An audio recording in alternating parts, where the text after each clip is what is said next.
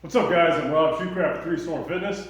Today I'm going to be talking to you about addressing neck pain and kind of upper back and to an extent rear shoulder pain, but especially neck pain on days where you're doing overhead pressing, military press, especially barbell press in particular seems to really cause a lot of problems for people, myself included. So first thing I got to address is just whether or not you should be even doing overhead pressing at all. So I'm not going to talk too much about this, but a lot of folks, let's put it this way, this is generalizing to an extreme here, but if you can't get your shoulders over your head, if you can't fully extend, lock out, if you can't do this without experiencing pain, you shouldn't be doing any overhead work. You could do landmine presses, maybe some modifications, maybe even like an incline bench, but you really shouldn't be doing much overhead work until you address those problems. So a lot of your issues may be coming from just mobility restrictions.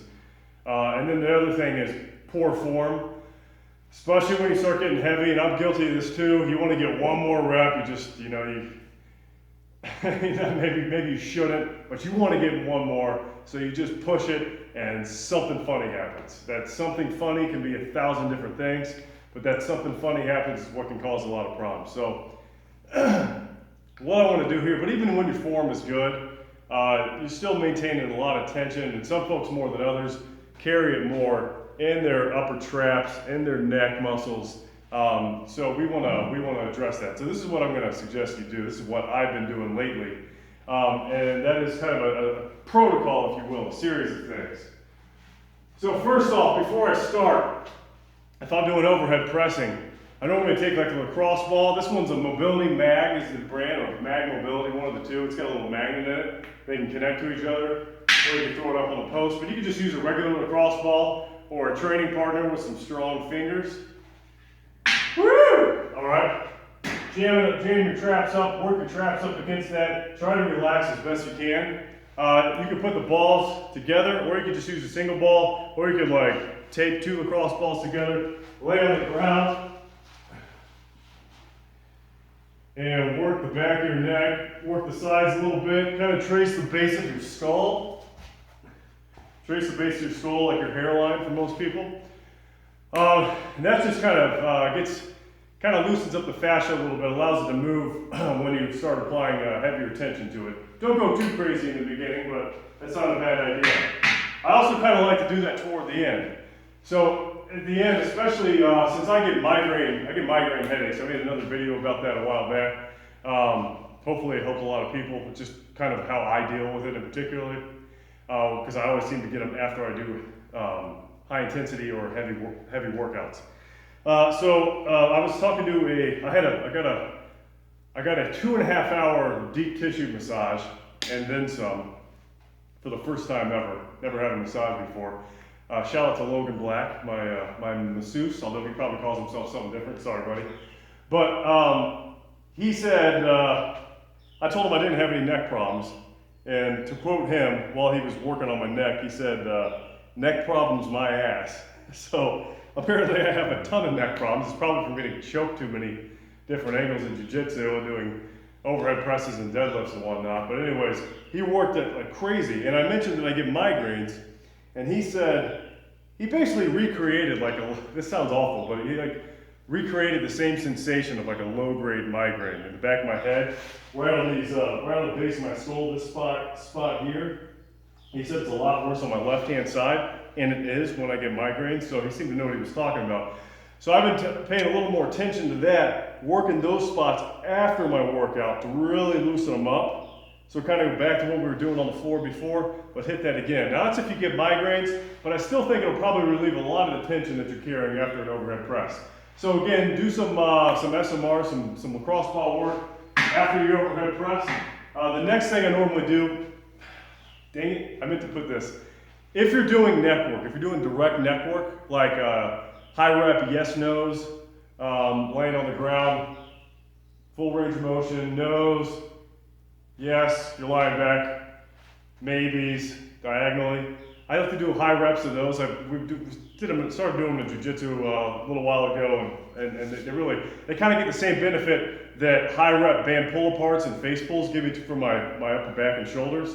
Kind of the same sort of benefit on my neck. You'd think that all that direct neck work would maybe give you a stiff neck, but it actually gives you a lot better range of motion. That's what I found anyway. So if you're going to do that, put it toward the end of the workout, right before you do all the crap I'm about to say. I do recommend doing that, at least trying it out. So next up, carry a lot of tension in the rear delts, well, just the shoulders in general, but especially the rear shoulders, and especially if you're doing a lot of overhead pressing.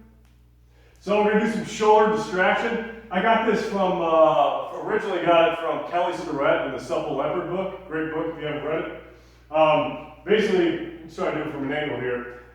You got a real heavy band. You can also just do a dead hang from the bar. Just completely relax, completely hang. It also gives your spine some fresh air. But anyways, you're gonna step back and just sink deep into the stretch.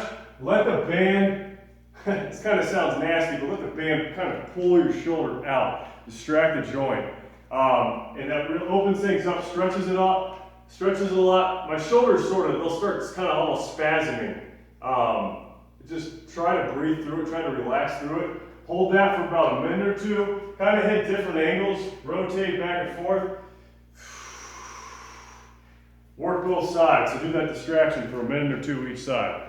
All right, next up, this is going to hit the neck directly. This is wonderful. I got this off of Trevor Bachmeyer in Smashworks. This is a great stretch for the neck directly, especially after doing like overhead pressing like we're talking about. So get a band, kind of a medium to light band. Wrap your hand around it, through it like this. Okay, hopefully you can see that. Let's see. Like that, you see that? All right, then we're gonna step off. So it's behind my back. I'm gonna get a lot of tension on it.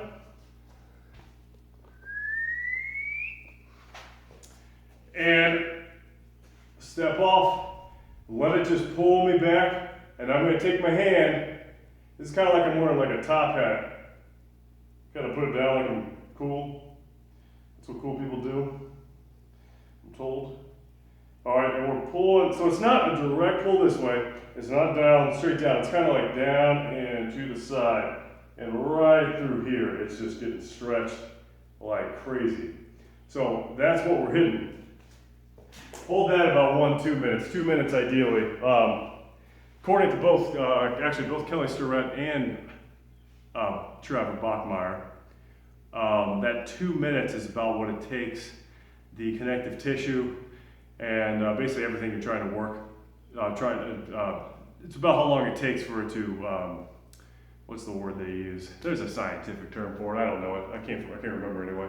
Kind of basically to remold to the ideal placement. So 2 minutes is great if you have the time and if you have the fortitude, the toughness to do it. So I recommend doing all those things. Some direct neck work is wonderful if you have an iron neck. I don't. I made a poor man's iron neck a while back. I use that sometimes. But I really just like yes nos. They're great. High rep neck work. Do some self-myofascial release with like a lacrosse ball. Then stretch the shoulders, distract the shoulders, and then whatever the heck you call that last stretch. That thing's money right there. It's wonderful. And since I've started doing this, the next day, after when I would normally have a lot of stiffness and pain after doing overhead pressing especially, deadlifts too, actually and back squats. Yeah, when you're getting wound up tight on the back, neck might get real tight. I wouldn't do that. Never mind. I'm not gonna get into that. That's another video. But yeah, just that stretch in particular and the shoulder distraction. If you do anything, hit those. It's perfect. I think you'll. You might even. It's probably too soon to speak, but you might even cut back on migraines if you get those. I'm hopeful there. But at the very least, it should cut back on your neck pain, give you a much better neck mobility. So if you have any other suggestions or any comments, please let me know. I'm Rob Shoecraft. This is 3 Storm Fitness. Please subscribe to my videos. Go Cavs. Have a great day. Don't thumbs down me for liking the Cavs.